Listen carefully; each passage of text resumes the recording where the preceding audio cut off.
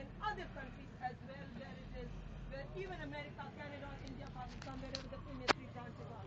And charity begins at home. It's very important that you people look at everything with piercing eyes. You have a wonderful understanding of the criminal world, of all the different aspects, so that no one can cheat you and betray you, and that you can come back with it and you can defeat it, because that's what it needs. That public good must come first. That is at the heart of British law, safeguarding the rights of the common man of Britain exclusively in so many wonderful ways that obviously you will not be knowing every single bit of it.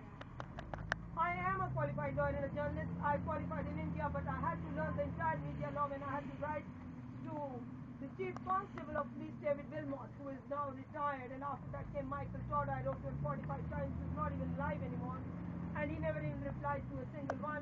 The faxes were sent from the Central Library, and so on and so forth. But anyways, I will quote something to you that is Lord Denning, the Master of the Rolls, said that any man in Parliament or out of it can criticize us, can give a fair comment or even an outspoken comment that we were wrong in court, whether it's a matter of appeal or not. You can scrutinize from the book of Jeffrey Robinson and Andrew Nicol the open justice principle of British law. And then no one can stop a news story when a minister would need a court order, and no judge will make a court order where public good and public interest are involved. And also you must remember that the fundamental right of speech and expression that has been restored on the common man of Britain, that has actually been secured very well by the British right further in the recent years. That is again in the books of Jeffrey Robinson and Andrew Nicol, who are the top media lawyers of this country and are absolutely dedicated to democracy, rights and justice. And it says clearly in there again that no judge will take away that fundamental right of speech where public good and public interest are involved, and no man can take it away from you. But unless you know any of this, you know that Freemasonry is the suppression of truth, and suppression only means crushing. That means crushing not only of truth, that also means truth is evidence. That means evidence is law, and it is British law. British law is open justice principle, because that is public scrutiny, that's the public eye, and that is how this case also lays bare before itself in public presence, public support, and public support. And of course, is there a rapist at all?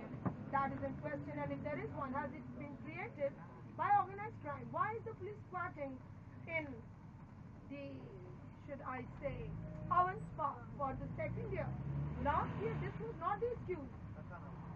Of course, I need to write an in-depth article on it, and many of you do not know that those police officers who are absolutely desperate because my campaign was followed so religiously by the uni students in Owens Park, who have given in writing that they would like me to become a member of parliament, and they know if I will become the member of parliament selflessly, which means 100,000 students will become checks and balances straight away, and they will form their own constitution, and next general election they would like to stand. That's what is coming to many of them. I would like to see that happen, because unless you form your own roundtable conference and have your written constitution standing selflessly for the safeguarding of the rights of the common man of Britain, for righteousness, for ethics, for morality, which is British law.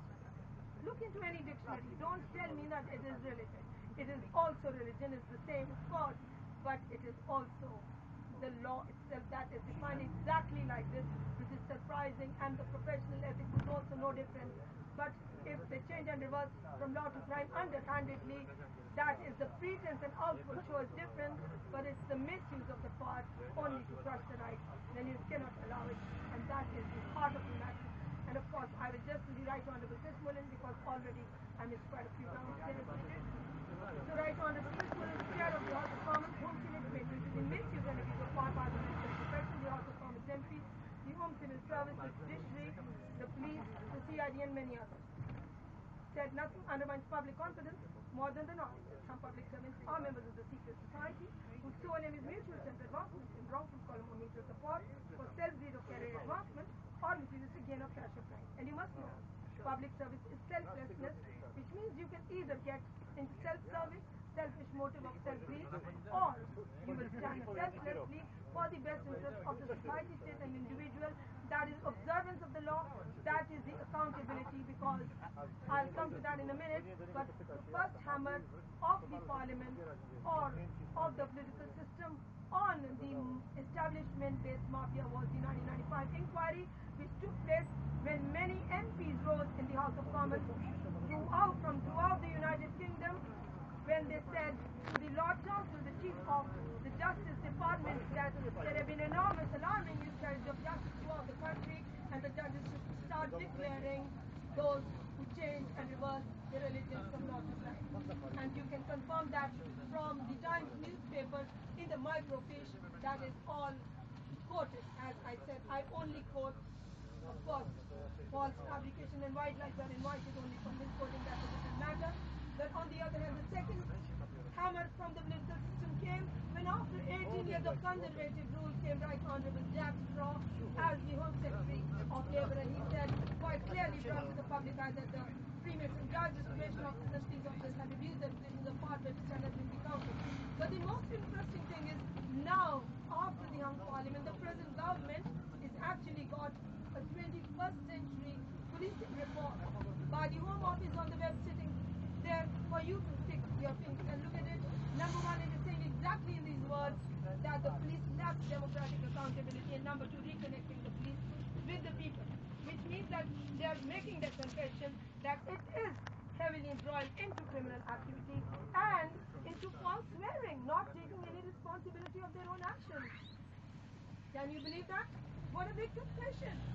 And that is undemocratic, unpatriotic, unconstitutional, because that is what is a parliament's inquiry that many public servants are into self-breed, and self-breed's connotation is that it is undemocratic, unpatriotic, and unconstitutional. You will confirm that from the Rogers Scholars, where you find their religion changing from law to right.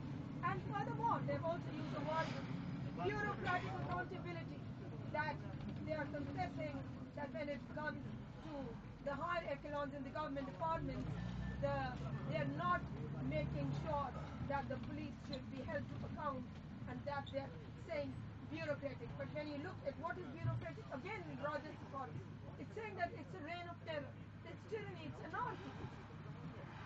So you can see that it is making the law letter dead all along the status quo that runs. And look back into the books of Martin John Stephen, like the book that came out 26 years ago, when the Chinaman report of the Parliament again, which said that unless the permanent secretaries of the government departments stop becoming Masons, because Masons do not know how corrupt they are, because they lose their conscience. These are again not my words, I'm only quoting to you. And the time will come when there will be a vacuum, and people will not know where to look, the common man will not know where to look and go for justice. And that is where it stands, and that is where we need your gracious hand to come forward to make sure that justice is rendered to everyone, because in the book of Politics of the Judiciary by J.A.G. Griffiths, it is saying quite clearly that the judges can make the breaches of the law or break the laws of the land only if the political system allows them, if the police allows them, if the media allows them, and they do not publicize the breaches that the judges make, so on and so forth. It's from the horse's mouth. That's also a very important book, and you can also buy that one from Waterstones along with the Jeffrey Robinson and Andrew Nicol, and all this is of course important. And of course, the democratic accountability is a very big topic, and of course I have been dealing with it for the last many days, and I would love to do a full, should I say, article on it, compiling it all so that you can have its multi-dimensions before you, so that you can become the orators of your time, to make sure that that is what prevails, which is the life. Accountability is the life of and soul of a democracy, and nothing else. Unaccountability is only, we make the only wrong column that is in the Rogers Thesaurus. It says exactly like this about under unaccountability, that is the defiance of the law, the violation of the law, the disobedience of the law, breaking down the law in order, creating an anarchy, which is a criminal offense and punishable. It may be very unbelievable for you, but seeing is believing, and unless you see it for yourselves, again in the Rogers Thesaurus, it's hard to believe. But I hope that whoever is sitting here, you will take it on. You will also take on all your friends along with you, and I'm sure they will hold hands for making sure that you become the strength and also the soldiers of democracy, rights, and justice, but the strength of the weak, the elderly, the child who needs your gracious hand to make sure that no one is ever exploited, because my case is only mirroring the state of affairs of the country.